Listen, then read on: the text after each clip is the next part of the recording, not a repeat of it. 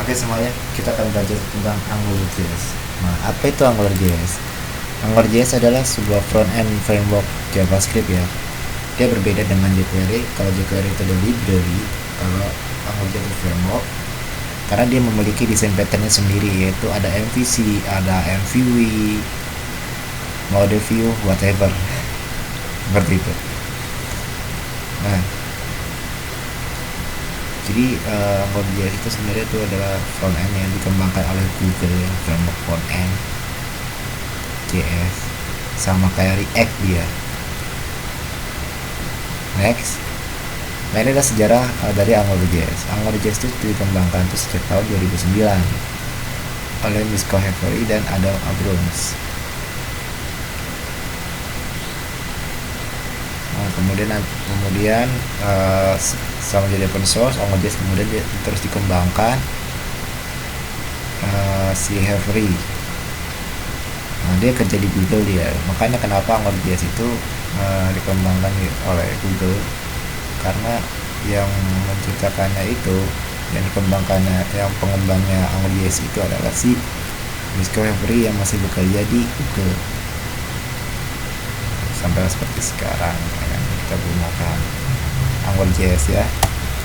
Nah, ini adalah AngularJS structure, di mana ada application root module. Nah, apa sih itu application root module? Nah, jadi AngularJS punya yang namanya di scriptnya itu ada angular.module. Seperti ini dia. Nah, nih. Angular.module ini adalah application root module. Ini adalah nama modulnya. Nama modul rootnya. Ini adalah modul dependensinya, atau bisa dibilangnya modul third party-nya. Seperti itu. Kemudian, nah di sini ada modul tadi udah jelasin. Kemudian config itu dialah konfigurasi. Jadi digunakan untuk konfigurasi, contoh konfigurasi routing dan segala macam. Seperti itu. Kemudian ada roots ini adalah routing. Nah, kita bisa menggunakan Angular root atau bisa menggunakan Angular UI root, ya, itu terserah. Jadi routing ini adalah routing client side. Jadi routing client side, kalau routing bedanya sama routing backend atau server side adalah kalau routing backend atau server side, jika diklik href dia akan ngeload seluruh halaman. Tapi kalau misalnya routing di client side, jika kita klik href maka dia tidak ngeload seluruh halaman. Nah, kayak paralel istilahnya lah, seperti itu. Nah, di sini ada view, kemudian di sini ada scope, ada controller. Nah, apa sih kenapa di tengahnya di sini ada scope? Nah, di view itu ada yang namanya di AngularJS itu di view-nya atau di HTML, tag HTML-nya di form input ada yang namanya engine model. Engine model itu adalah dia mirip seperti ID di jQuery. Dan scope ini disebut sebagai kayak dot file jQuery. Kemudian di sini ada controller. Jadi aku punya controller juga ya. Kita pilih controller. Di controller ini kita bisa melakukan apa namanya CRUD, get rid update delete. Kemudian kita bisa melakukan ya activate transaction kayak CRUD seperti itu di controller. Kemudian di directive di sini kita bisa manipulasi DOM, contoh membuat animasi dan segala macam. Jadi directive. Di directive ini kita bisa namanya mengubah atribut, kelas ya, dan segala macam. CSS seperti itu. Nah, di directive ini ada jQuery-nya juga. Saya AngularJS punya jQuery di bagian directive, namanya jQuery seperti itu. Nah, kemudian di sini ada factory atau services. Jadi factory atau services di AngularJS juga punya namanya manajemen web service. Jadi untuk mengolah web service atau API, consume API itu dia ada di bagian factory service. Kenapa? Karena digunakan untuk mempersingkat request time-nya.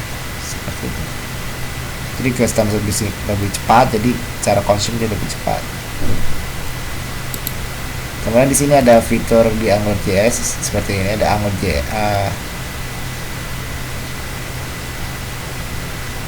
ada macam-macam. Kemudian di sini ada fitur utamanya, ada data binding, sinkronasi data secara otomatis antara komponen, model, dan view. Nah, data binding itu apa sih? Jadi data binding di AngularJS itu sama dengan kayak fungsi keypress-nya di jQuery. Jadi ketika kita mengetikkan sebuah kata atau karakter di dalam sebuah form input, maka hasilnya akan terlihat langsung di view-nya. Jadi kayak keypress, langsung akan sinkronasi seperti itu. Kemudian di sini ada scope atau lingkup. Jadi scope ini adalah sebagai penghubung antara view dan ke controller tadi yang sudah saya jelaskan tadi sebelumnya. Dia itu scope itu adalah sebagai dot file-nya si jQuery, fungsi dot file.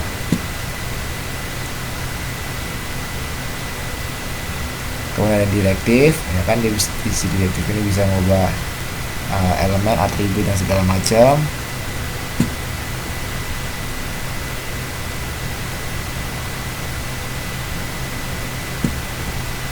Ada routing juga, ada dependency injection.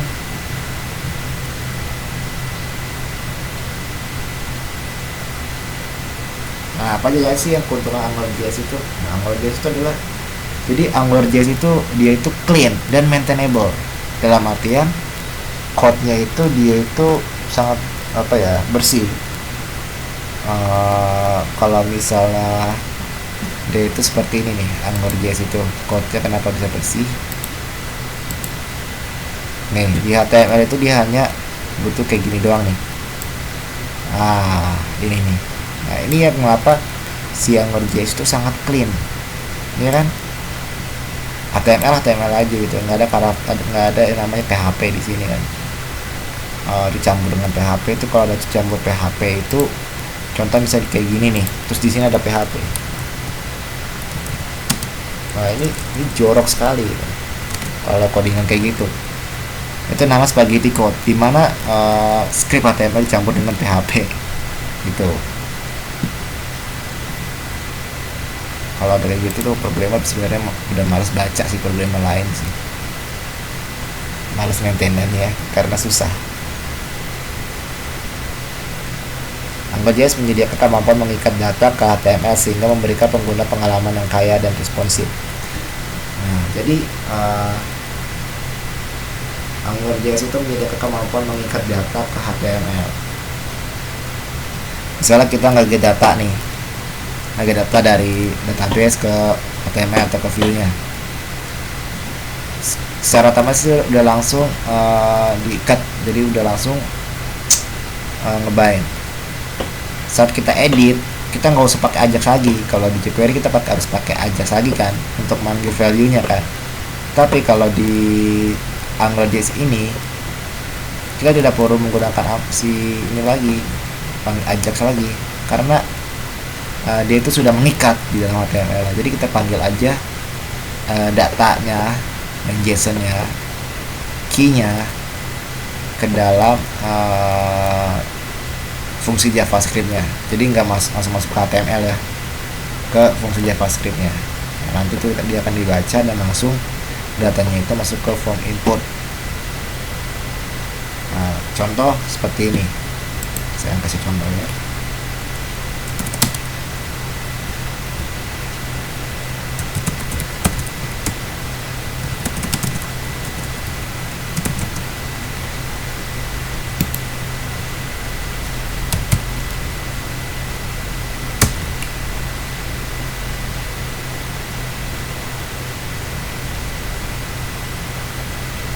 Oops, sorry.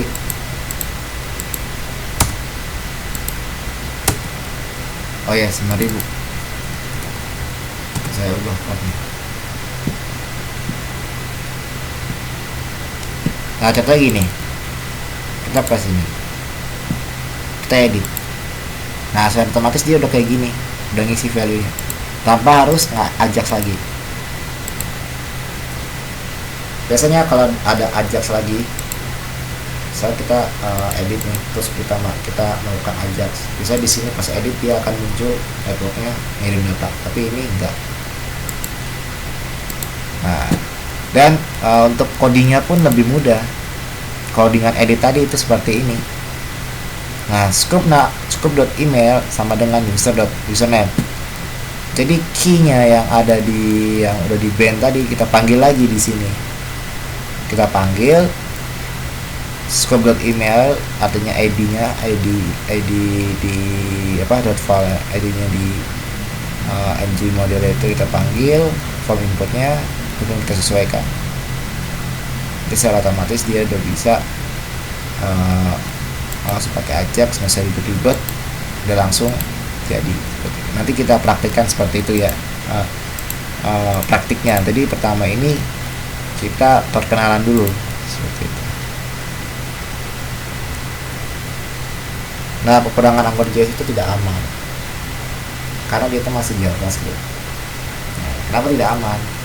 Karena bisa aja user mematikan fungsi JavaScript-nya, dan bisa juga user bisa memanipulasi JavaScript-nya karena dia kan client side, jadi langsung berhubungan dengan user kan. Jadi harus ada otorisasi atau autentikasi dari server side-nya seperti itu. Kita bisa aja ngasih validasi, tapi validasi ini validasi user yang umum, yang awam. Kalau user yang berjago IT, wah itu harus ada autentikasi dari server side-nya seperti itu. Nah, di sini ada komponen di AngularJS, ada ng-app, ada ng-model, ada ng-bind. ng-app itu inisialisasi aplikasi kita atau inisialisasi si fungsi AngularJS itu. Jadi fungsi AngularJS itu semuanya ke HTML dengan ng-app ini. Kemudian ada ng-model. ng-model itu sama dengan ID. Kemudian ada ng-bind. ng-bind itu jadi contoh di database kita ada script HTML. Kayak blog kita kan biasanya kalau kita nulis pakai WYSIWYG, biasanya codingan HTML ikut juga ke dalam database. Nah, dengan menggunakan ng-bind itu nanti data yang data HTML yang disimpan di dalam database, dia akan langsung di-bind menjadi HTML di web kita seperti itu. Nah, sekian dulu. Assalamualaikum warahmatullahi wabarakatuh.